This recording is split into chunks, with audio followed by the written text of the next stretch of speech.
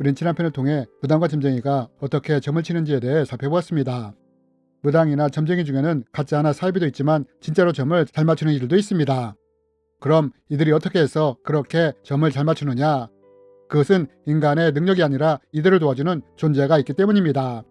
우리는 사도행전에서 이것을 볼 수 있지 않습니까? 사도행전 16장에 보면 점치는 여종이 나오는데 이 여종이 어떻게 점을 칩니까? 점치는 귀신의 도움을 받아 여종이 점을 치지 않습니까? 이렇듯 영험한 무당이나 점쟁이가 점을 정확하게 맞출 수 있는 것은 이들이 점치는 영의 도움을 받아 점을 치기 때문입니다. 그렇다면 여러분, 과연 무당은 이런 점치는 영과는 어떻게 접신을 한 것일까요? 또 악한 영은 어떻게 조상이나 죽은 자의 흉내를 내는 것일까요? 이번 시간에는 이에 대해 함께 나누기 원합니다. 여러분, 보통 무당이나 점쟁이에게는 이들이 섬기는 신이 있습니다. 이들은 이것을 몸주라고 부르는데 보통 이들은 신령님이나 장군, 동자와 같은 이름으로 부르기도 합니다. 그럼 여러분, 이들은 과연 어떻게 이런 존재와 접신을 하게 된 것일까요? 여러분, 우리가 사실 귀신과 접신을 하는 것은 생각보다 쉽고 간단합니다. 신학생 때 저에게는 이런 경험이 있습니다. 당시 신학생들 몇 명이 지방에 있는 위자력 교회 학생들을 모아 매년 여름 수련회를 개최하곤 했습니다. 어느 해 수련회를 진행하는데 아이들이 하는 말을 듣게 되었습니다. 당시에는 요고괴담과 같은 공포영화와 분신사바 같은 것이 유행을 하고 있었습니다. 그런데 아이 중 하나가 자기가 실제로 경험한 분신사바에 대해 이야기를 하는 것이었습니다. 이 아이는 분신사바를 하려고 친구들 3명이 손을 잡고 거기에 실을 내려뜨려 그 끝에 반지를 달았답니다. 그러면서 분신사바, 분신사바, 오이떼 구다사이 라는 주문을 반복적으로 외웠답니다. 이러면서 귀신님, 귀신님, 귀신님이 혹시 여기 오셨다면 이 반지를 돌려주세요 라고 말을 했답니다. 그리고 이렇게 몇 분 동안 주문을 외운 후에 어떤 일을 경험했다고 했느냐? 자신들은 움직이지 않고 가만히 있었는데 실에 매달려 있던 반지가 천천히 원을 그리면서 돌기 시작했다고 말을 하는 것이었습니다. 저는 이 말을 들으면서 깜짝 놀랐고 다시는 절대로 장난으로라도 귀신을 부르는 이런 짓을 하지 말라고 했습니다.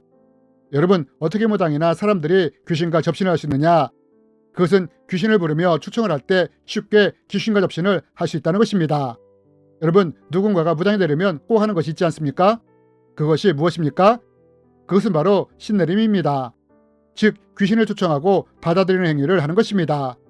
이렇게 신내림을 통해 무당이 접신을 하고 그 귀신을 받아들여 자신의 몸주로 삼는 것입니다. 만약 남자가 신내림을 받는다면 박수나 박수무당이 되는 것이고 여자가 받는다면 무당이 되는 것입니다. 여러분, 이렇게 무당이 귀신과 접신하며 관계를 맺는 것입니다. 그런데 우리가 여기서 알아야 할 것은 이러한 접신은 무당이나 점쟁이에게만 일어나는 일이 아니라는 것입니다.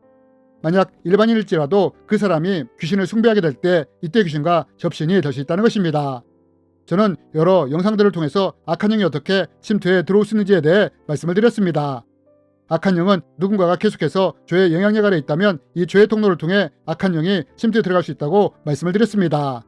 또 누군가에게 해결되지 않은 상처가 있는데 이것이 쓴뿌리가 되었다면 또한 악한 영은 이 상처의 통로를 통해 침투해 들어갈 수 있다고 말씀을 드렸습니다. 그런데 또 어느 때 악한 영이 사람 안에 침투해 들어갈 수 있느냐? 우리가 우상을 숭배하거나 사탄적인 것을 가까이 할 때 이 숭배 통로를 통해서도 악한 영이 침투해 들어갈 수 있다는 것입니다. 여러분, 숭배라는 것이 무엇입니까? 무엇인가를 섬긴다는 것이 아닙니까? 이렇듯 우리가 우상을 섬기며 숭배할 때 사탄적인 것을 가까이 할 때 악한 영이 이러한 통로를 통해 침투해 들어갈 수 있다는 것입니다. 여러분, 무당이 신내림을 받을 때 어떻게 합니까? 귀신을 부르며 초청하며 받아들이지 않습니까? 이렇듯 누군가가 우상을 숭배할 때 사탄적인 것을 가까이 할 때 이와 같은 일이 일어날 수 있다는 것입니다. 저는 지난 영상을 통해 아버지 제사상에서 어떤 일이 일어나는지에 대해 말씀을 드렸습니다. 여러분, 저희 아버지의 49제 제사 때 귀신은 마치 아버지의 울렁처럼 가장하여 어머니에게 접신하여 자신을 나타냈습니다. 그러면 여러분, 귀신이 어떻게 자신을 이렇게 드러낼 수 있었느냐? 그것은 우리가 제사를 통해 죽은 자를 섬기는 숭배 행위를 하고 있었기 때문입니다. 여러분, 이러한 행위가 귀신을 부르는 것입니다.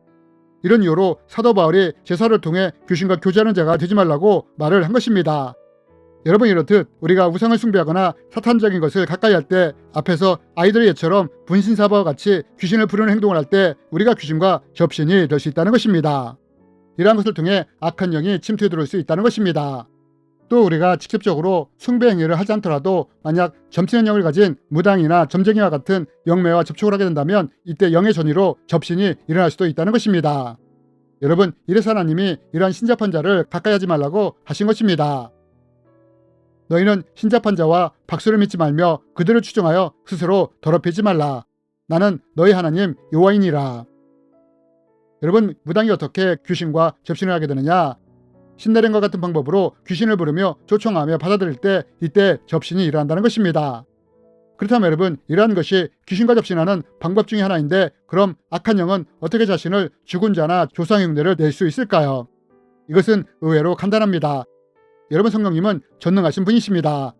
모든 것을 아시며 우리 안고 서는 것도 다 아십니다. 그러나 귀신은 전능함이 없는 제한적인 존재입니다. 그러면 이러한 존재가 어떻게 죽은 사람이나 조상의 흉내를 낼 수 있느냐? 이것은 어떤 영적인 능력이 있어서가 아니라 그 사람이 살아있을 때 함께했던 악한 영이 그 사람이 죽은 후 죽은 자의 흉내를 내는 것입니다. 저는 앞에서 아버지 제삿날 아버지 혼령이 나타났다고 말씀을 드렸습니다. 그러나 이것은 진짜 아버지 혼령이 아니라 귀신이 아버지를 흉내낸 것에 불과했습니다. 그렇다면 어떻게 귀신이 이렇게 아버지 흉내를 낼 수 있었느냐? 이 귀신은 원래 아버지에게 붙어있던 귀신이었는데 우리가 죽은 아버지를 위해 제사를 지내자 이 죽은 자를 섬기는 제사의 통로를 통해 악한 영이 자신을 마치 죽은 아버지처럼 나타냈던 것입니다. 여러분, 성경이 마귀가 자신을 광명한 천사로 가장한다고 하지 않습니까? 이렇듯 악한 영은 자신을 그리워하는 가족의 모습으로 가장할 수 있다는 것입니다. 꿈과 같은 것을 통해 조상의 모습으로 나타내며 미혹을 할 수 있다는 것입니다. 악한 영은 이렇게 자신을 가장하여 사람들을 미혹할 수 있는 것입니다. 여러분, 우리는 어떻게 무당이나 사람들에게 접신이 일어날 수 있는지에 대해 말씀을 나누었습니다. 무당처럼 의도적으로 신내림과 같은 방법으로 귀신을 초청하며 환영할 때 접신이 일어날 수 있습니다. 그러나 일반 사람들도 숭배나 사탄적인 것을 가까이 할 때, 때로는 무당이나 점쟁이와 같이 점치는 영을 모신 영매와 가까이 할 때도 접신이 일어날 수 있습니다. 악한 영의 침투가 일어날 수 있는 것입니다. 그리고 악한 영은 또한 사람들을 미혹하기 위해 자신을 죽은 자나 조상의 모습으로도 가장할 수 있습니다. 만약 무당을 통해 드러난 악한 영이 자신을 죽은 누구라고 한다거나 꿈과 같은 것에서 죽은 누군가가 나타나거나 한다면 이러한 것은 사람들을 미혹하기 위한 악한 영의 공격일 수 있습니다. 물론 너무 사랑했던 사람이 죽음으로 간절함이 강할 때 이 간절함으로 인해 무의식 속에 있던 것이 꿈에 사랑했던 사람으로 나타날 수 있습니다. 그러나 이러한 꿈과 악한 영이 주는 꿈과 다른 점은 악한 영이 꿈을 줄 때는 섬김을 요구한다는 것입니다. 제사와 같은 것으로 섬기라고 요구를 한다는 것입니다. 내가 저승에서 떠들며 굶고 있으니 나를 위해 제사상을 차려달라고 요구를 하기도 한다는 것입니다. 여러분, 악한 영은 이런 식으로 우리를 미혹하며 유혹하며 묶는 것입니다.